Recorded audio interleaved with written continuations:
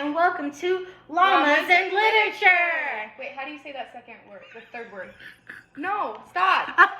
Seriously, how do you say that third word? Llamas and Literature. how?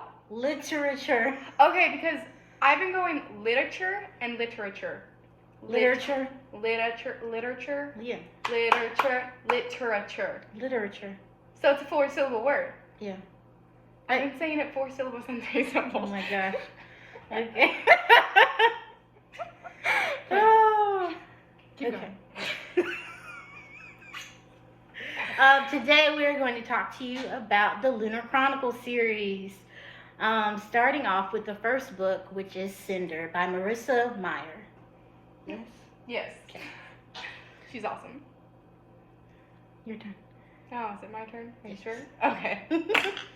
Okay, so this is what my copy looks like. It's so pretty. So just kind of as a background, I'm going to read the back and give you a little bit of a synopsis to entice you to read this book. By the way, even though we're enticing you to read this book, we are going to spoil everything for this book. So listen so we can just give you everything and then you can read it and love it still. So on the back it says, even in the future, the story begins with once upon a time. Humans and androids crowd the streets of New Beijing. A deadly plague ravages the population. From space, a ruthless lunar people watcher waiting to make their move. No one knows the Earth's fate hinges on one girl. I don't know who that one girl is, but one girl. 16-year-old Cinder, stop showing that nasty cover. 16-year-old Cinder, a gifted mechanic, is a cyborg. She is the second-class citizen with a mysterious past and is reviled by her stepmother.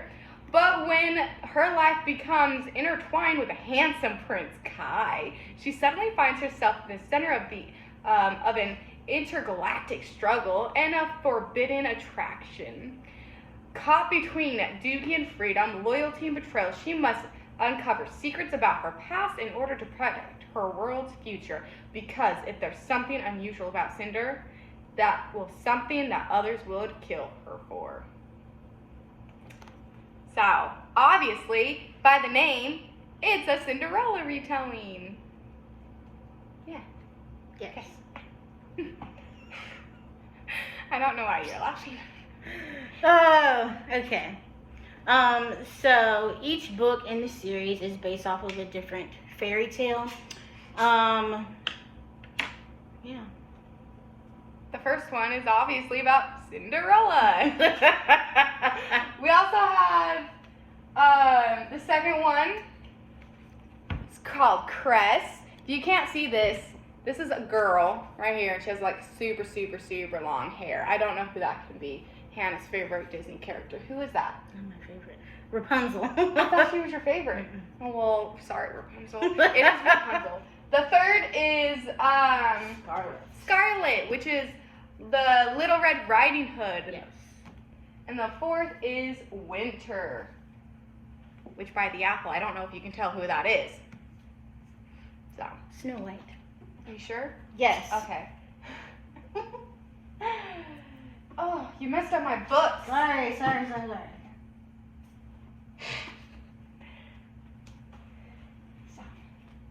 Okay, so Hannah, why do you like the Lunar Chronicles? I like the Lunar Chronicles because they are based on fairy tales, and I am a Disney nerd. You are a nerd. Yes. Yeah. Why do you like them? I love fairy tales. I absolutely, positively love fairy tales. It wasn't until I read this book again that it kind of dawned on me why I like fairy tales. It was the creepiest thing ever. So obviously Cinder grows up in a household that is very atypical. In my household, I feel like I grew up was atypical. It's not your normal whatever. So I feel like I have a lot of things in common with Cinder. And I love little stories where you have, well, Cinderella is definitely by far one of my favorite fairy tales because I feel like I have so much in common with her. Mm-hmm. But,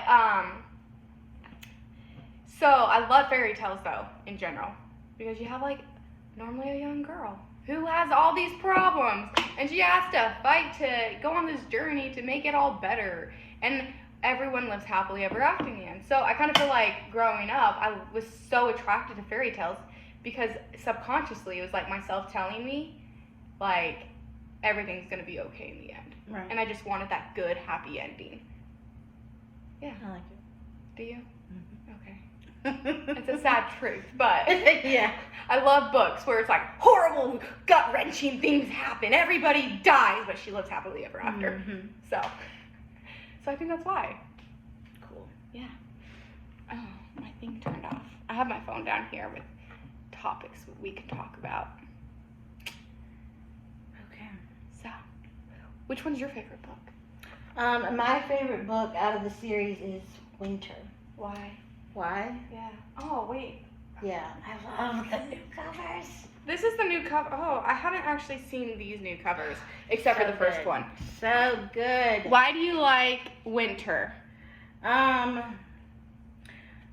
just like. You I like- like her story. You like her story? I like her story. And I really like the novella about the evil queen that goes along with Winter. I haven't actually read it yet. So good. I started once, but it was like I had read the whole series, and then I just like I had to stop. I was like, it was too much for me. Mhm. I got bored, so I get bored really easily. Yeah. So that was pretty cool. I like that cover. I don't like Cinder's cover. See, Show everybody Cinder's cover. I like Cinder's I cover. hate Cinder's cover. They can't see that, girl. Get up close. So if you can see, it looks like this weird, I don't know, mechanical person. Oh my gosh. Look at this cover. Like, seriously. She looks like she's going off to, like, win the Hunger Games. She kind of is.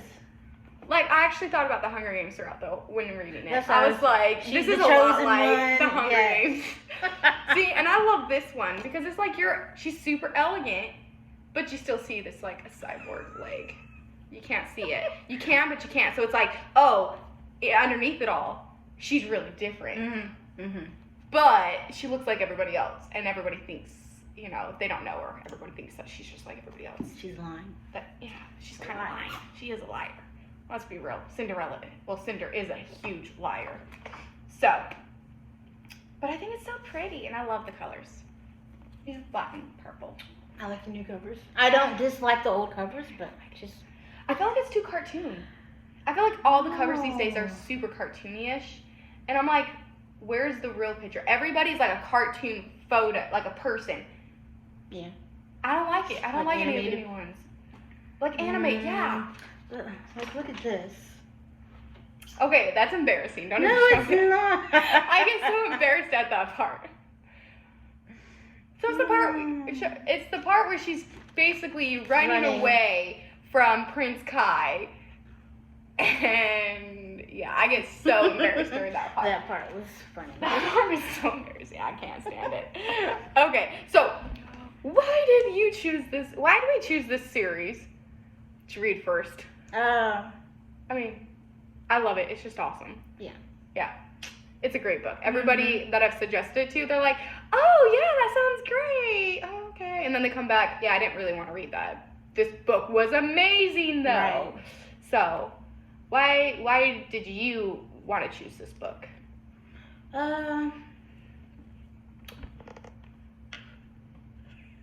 It's awesome. Is it? It is. No, it's really good. I'd rate it 4 stars. Only 4? Yep, only 4. I would do 4.5. Yeah. Why would you do 4.5? Because of one character. I can't get over this character while rereading this. Mm-hmm. Stuff happens, and I'm just like, oh my gosh. Anyway, we'll talk about that later. Okay. So you said you kind of found like it was kind of like the Hunger Games, and I kind of thought of the Hunger Games too. Mm-hmm. So did you see any other comparison to anybody else? Yeah, it also had a little bit of an Anastasia feel to it. Anastasia's story is of her being the lost princess of Russia, and she not knowing it and just going on this adventure trying to find, who she really is. And Cinder's story is very similar. She didn't know that she was Lunar. She didn't know that she was a princess. Spoilers. Right. So, Yeah, I can kind of see it. I mean, Cinder was about 11 years old when she lost all of her memory. She lost her memory. Anastasia was about that age too, wasn't she? In the movie and in the Broadway play? Or maybe she was a little bit younger. But she was a child when she lost their memory. So, I mean, they don't have a family. Yeah. Oh, and they're both... Cinder, little does she know, has met her aunt, who hates her guts. Anastasia is trying to find her grandma. But she doesn't know she's trying to find her grandma. Yeah. Yeah, I don't know. I can kind of see it a little bit. But definitely we forgot we're princesses, / we go live somewhere else in a place we have no idea about because we don't know we're from a certain place. Russia / the moon. Luna? Whatever the moon's called. And then they find out they're princesses in the end. Honestly, I think Cinder would make a terrible princess. I mean, she's kind of rough around the edges. So, I also think I love the characters in it. I do too. I like Prince Kai. So far, he's my favorite, besides Winter. I like Cinder. I do like Cinder because she is a little bit rough around the edges. She's sassy. She's very sassy. Makes sense why I like her. Yeah. So, I also, like, a definition, I feel like, of a well-defined character. She's technically not even a first character. I don't know what they're called. First character, second character. She's not a normal, like, front person character. Main character. She's not a main character, but she is. She's very well needed in the story. Is Audrey. Audrey. Okay. I don't know. I picked up on Audrey a lot this time. Audrey is the stepmother. Just like in Cinderella, her stepmother is kind of bad. I don't like her stepmom. But I found like I actually resonated with Cinder a lot more during this book because of Audrey. So, Audrey, Hannah is a social worker. She's a social worker. And she can diagnose people with, like, disabilities. Right? Diagnosis. Yeah, she can. That's what I just said. Okay. She can diagnose these people. Okay, so I told her Audrey is a narcissist. Like, a true definition of a narcissist. And I'm like, she's like, yeah, I don't know. I'm like, Hannah, I would know. My mom was a narcissist. I would know. And so I told her to get out her DSM-5. If y'all don't know this book, it is basically a book with criteria to diagnose people with disorders. So, Hannah, I want you to read some of the qualifications or the symptoms, the criteria for narcissism. Okay. Let's see if it sounds like Audrey. Narcissistic personality disorder. Believes that he or she is special and unique and can only be understood by or should associate with other special or high status people or institutions. Okay, so does that sound like Audrey? Yeah, it does. Audrey basically looks down on Cinder because she's a cyborg. And she's all like, I can't really, walk away. You walk over there. Don't walk with us. You're not even, like, part of this family because you're a cyborg. Mm-hmm. She looks so down on Cinder because she is a cyborg. And she thinks she's just something great because she's not a cyborg. She's just a regular human. Right. Yeah. Okay. Requires excessive admiration. She does. Has a sense of entitlement. Because she's human. Yeah. Shows arrogant, haughty behaviors or attitudes. All the time. Yeah. Sounds like the good burger. Yeah. Let's see if I can find one. Okay, so... let's see. There's so many times I feel like Audrey just shows out this narcissism so much. Like, thinks she's above all. Okay, so as Cinder is a cyborg, she has to have, she has like a locating device on her or something like that. I don't I don't know if it's her chip.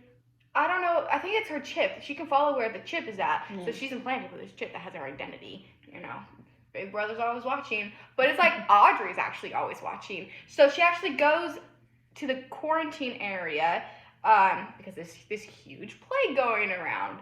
So she goes to this quarantine area where she's not supposed to go.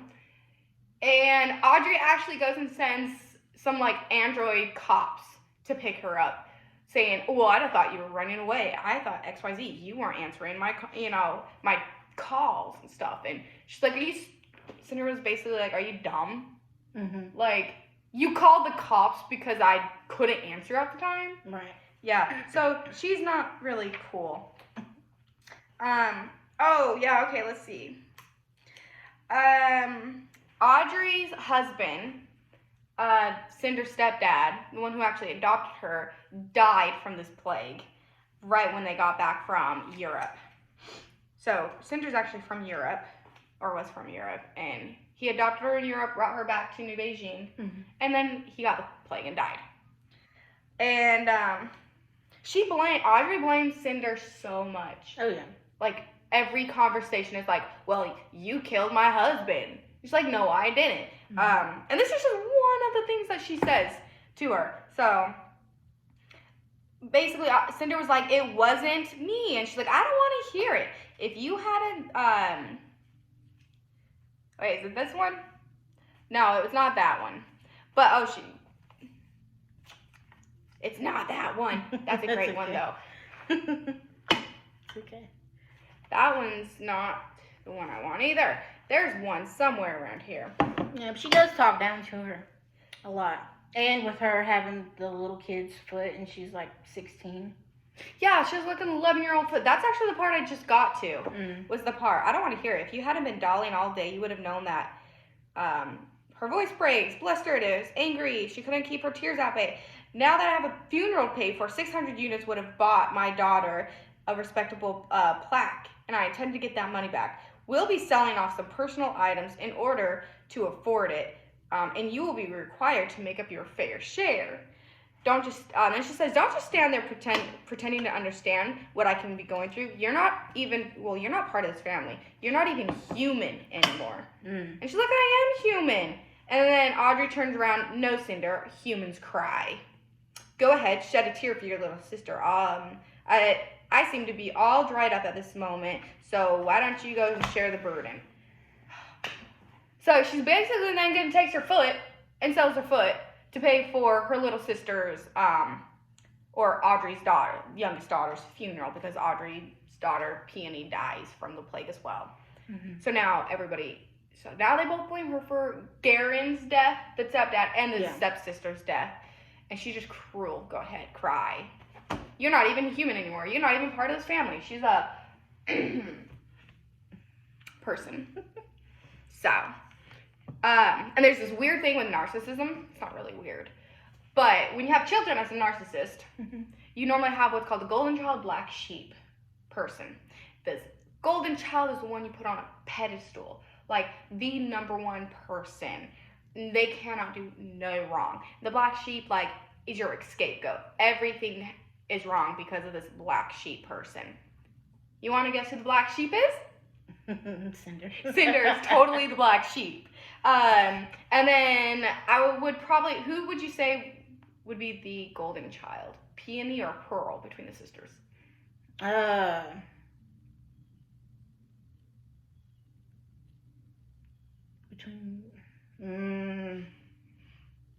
Peony. You think Peony? I think Peony. I would think Pearl. I think they both kind of have one. Yeah. But I think more Pearl because she actually starts acting like her mom towards the end, saying it's your fault. You know, don't act like you would have done Peony any favors. You wouldn't do anything. You know, you're just here to kill everybody, basically. But Peony, I feel like, was actually the peacekeeper of everyone. Oh, yeah. You know, she loved her mom, she loved her sister, but I feel like she also loved Cinder even though Cinder wasn't biologically her sister. Right.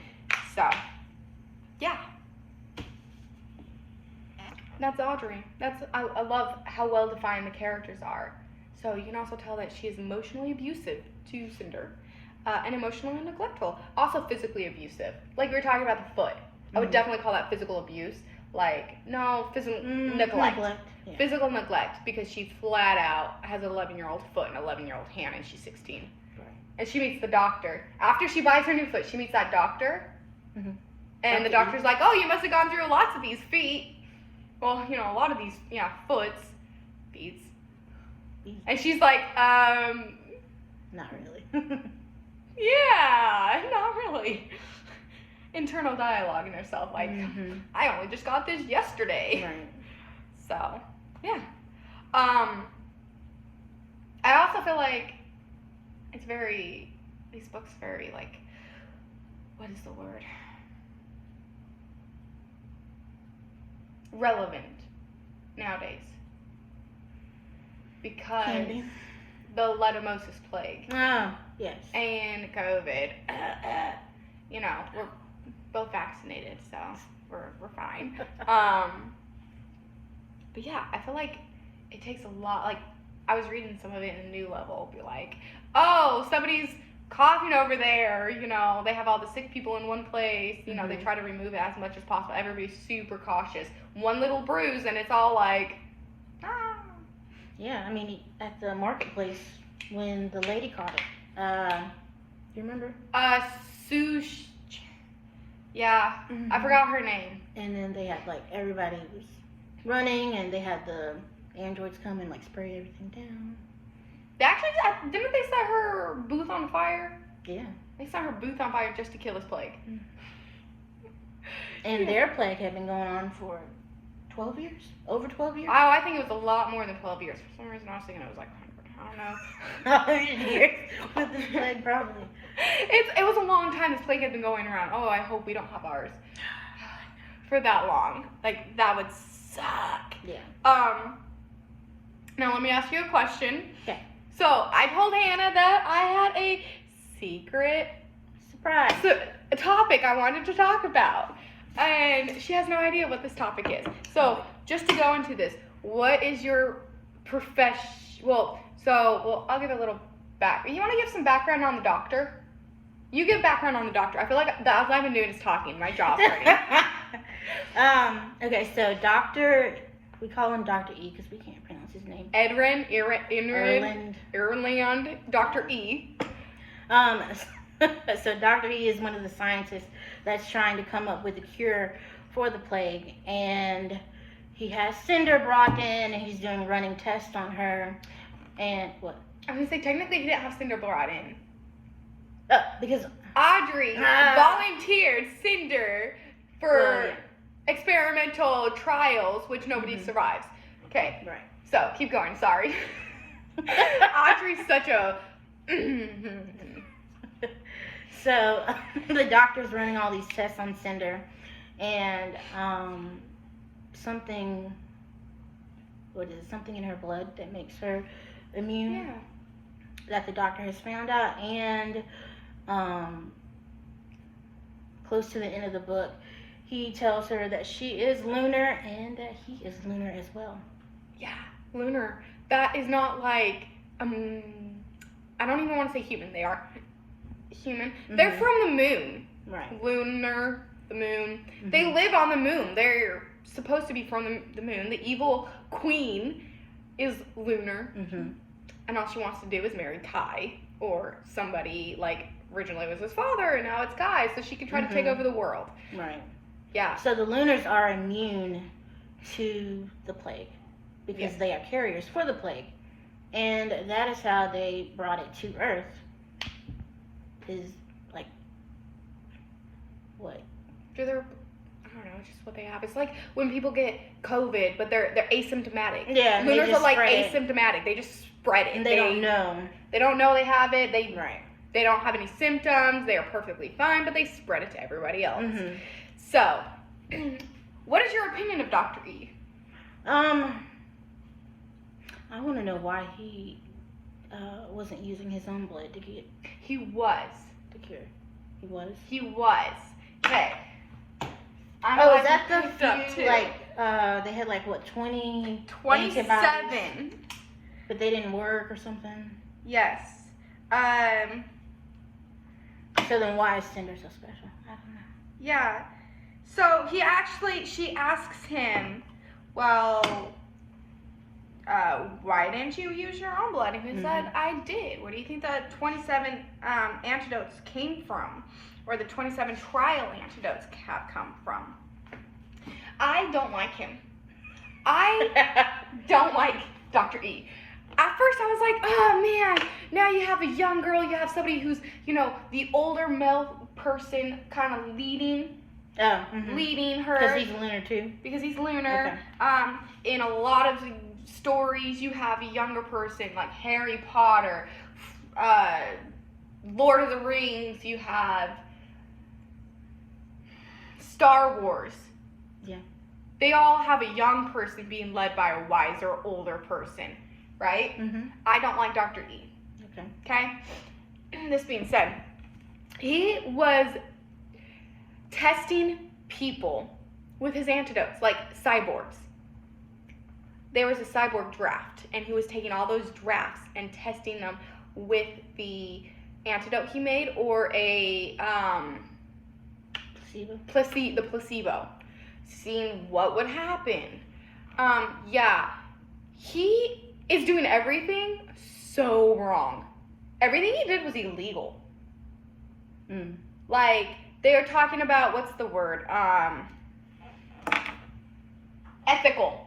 He's so unethical. Okay, so, talking to my best friend Brittany, all the way in Utah, this is what I found out from Brittany. Remember that conversation? I was like, I have to call Brittany on this. Yeah, so, I was asking Brittany, I'm like, hey, Brittany, so why does this happen? Give me a little background. She's not very knowledgeable, but she has a lot of knowledge on medical things.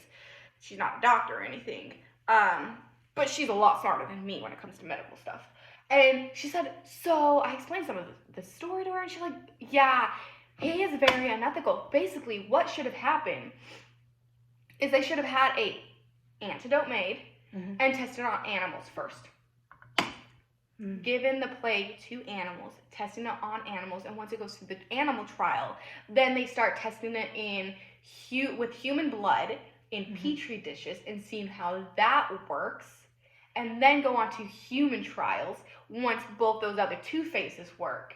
And he skipped all that, went straight to the cyborg phase, or the human trial phase. Well, animal rights people would say otherwise. Well, animal rights people... Because in the book, cyborgs, they don't have any rights. They don't have rights. You're 100% right. So That's why there's the test. Go ahead and test on them. See, they're not human. That brings up the other fact. Why didn't he use people who already had the leishmaniasis disease?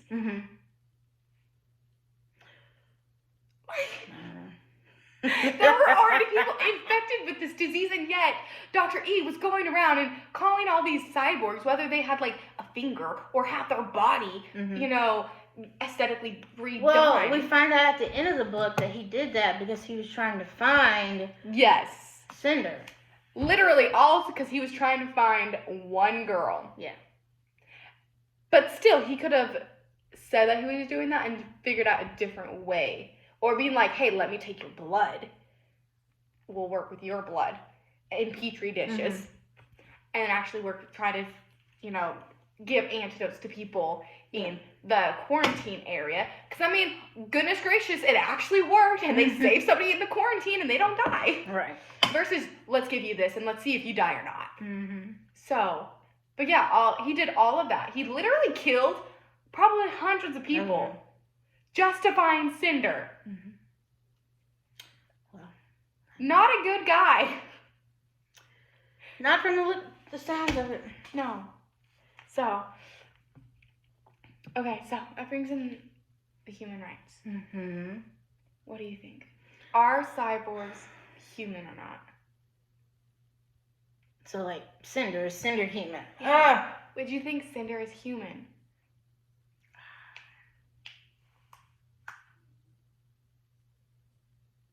She's a small percentage of human from that test. She's not actually a small percentage. She was actually really a large percentage of cyborg. Yeah, a large percentage of cyborg. Oh yeah.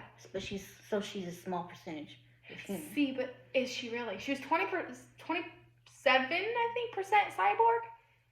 So that means what, like 33? I'm bad at math. A big, like more than double percentage human. Mm. So where did we cross that line, whether they're human or cyborg? Right. I don't know either. It's like, almost brings up like, never mind, I ain't gonna mention that. But yeah. So, yeah. Okay, anything else you want to talk about? No. Okay. So, you have any questions for me?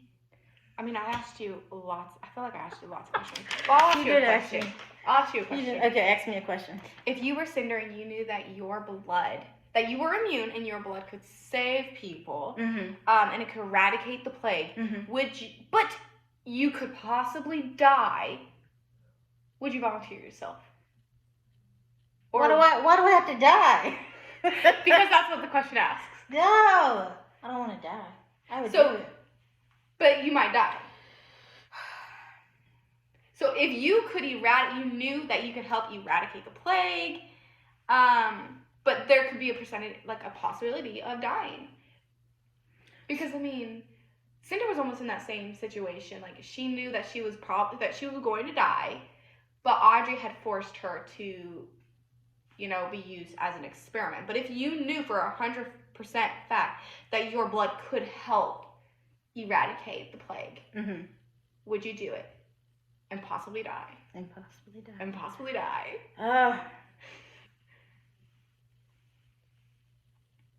So then if I don't do it, then what? People are just going to keep getting the plague. Bye, bye, bye, goodbye. Oh, goodbye. Oh. And it's just me. Nobody else. Hey, just you. Well, technically Dr. E. Okay, so this... But he's already been using his blood before. I don't know. It's hard. It's so hard. I think I would do it. I don't know if I would. I would like to say I would. I would like to say I'm a good person to do it. That sounds good. If you said, oh yes, I would be sacrificed. I feel like part of me would be like, yeah, okay, whatever. What's the worst that can happen? I die. Right. Oh man, I don't have to pay taxes anymore. So, yeah. Okay. All right, so you can do another question? Sure, if you want. I've asked you all the questions actually. Okay. Throughout the thing. So Kai in this world is the prince. And he was really adamant on asking Cinder to this grand ball. And Cinder kept refusing him each and every time. So if you had a celebrity crush, whoever it may be, that asked you to like the Tony Awards or to the Oscars. Yes, I would. Yes, I would.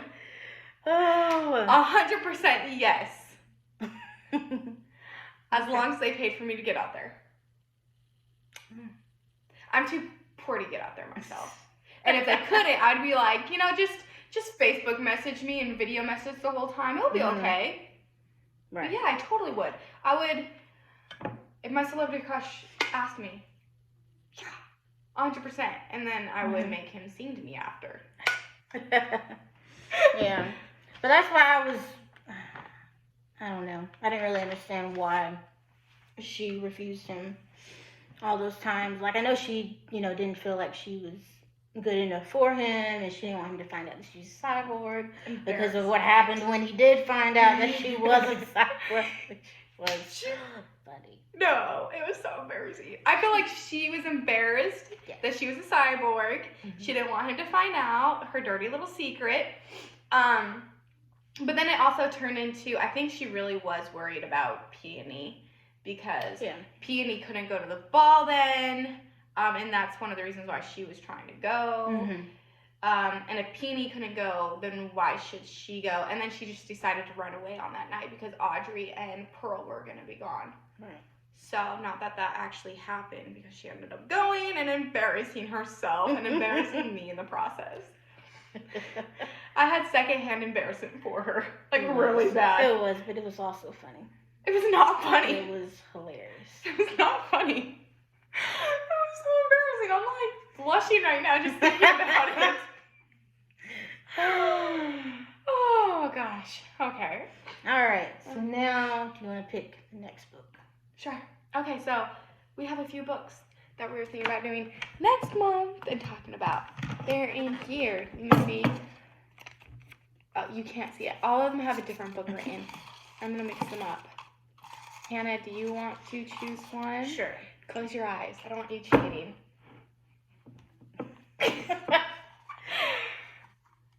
Okay.